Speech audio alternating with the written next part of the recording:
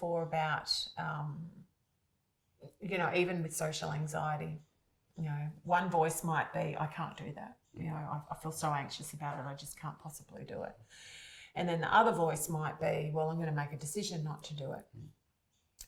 Sometimes what might be the challenge, if I present that to someone, the challenge from them might be, well, yes, I get that I can make a choice, and I might just say, well, I'm just choosing not to do it.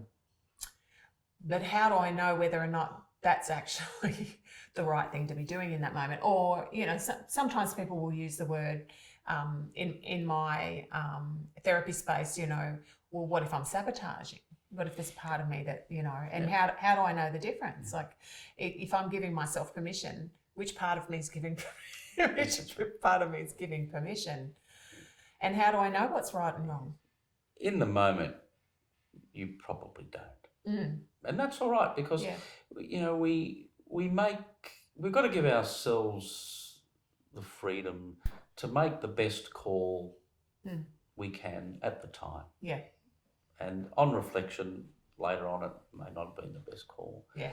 But it's okay, because it was the best informed call I could make at the time, and I'm okay with that. Yeah. And okay, next time, I've learned something from that, and I'll think about it in a slightly different way, and I might make a different call next time. Yeah. That's the stuff you take to therapy.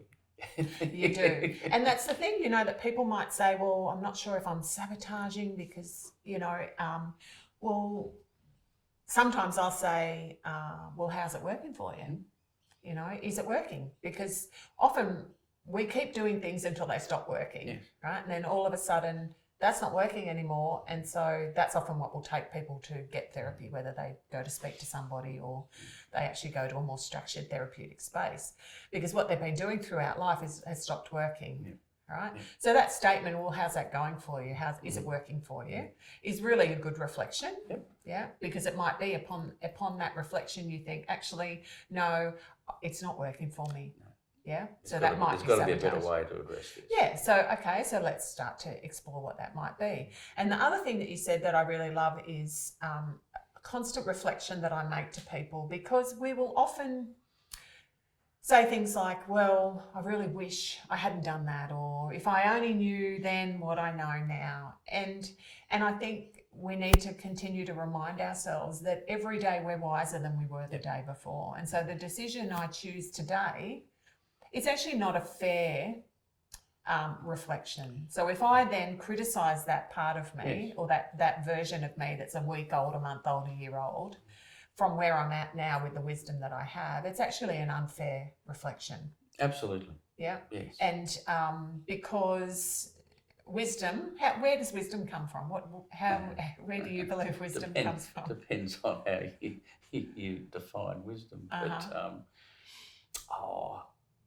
I do think there's that life journey type wisdom that you just, by reflection, yes, okay, I made that call then, and that was the outcome of that. Yeah. Now, next time, that wasn't the outcome I really wanted, so next time I'm going to make a different decision, and that's one form of wisdom. But I think there's a kind of a form of spiritual wisdom as well that's not totally connected to life experience, that comes from listening deeply to something that's beyond.